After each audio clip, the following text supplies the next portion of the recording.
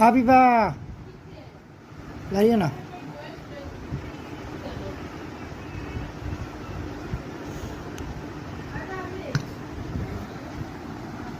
দাঁড়িয়ে না।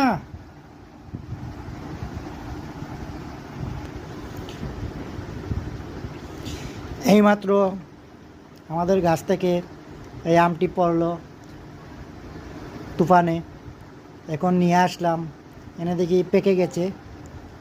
একদম পাকা আম, খুব সুস্বাদু আম, খেতেই ভারী মজা হবে।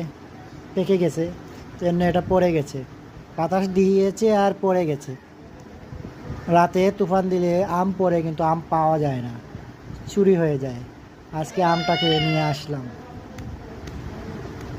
কেমন হলো বন্ধুরা? খাবে? খেলে চলে আসো।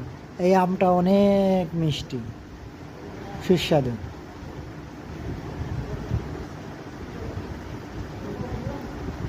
গাছের আম, পয়লা আম।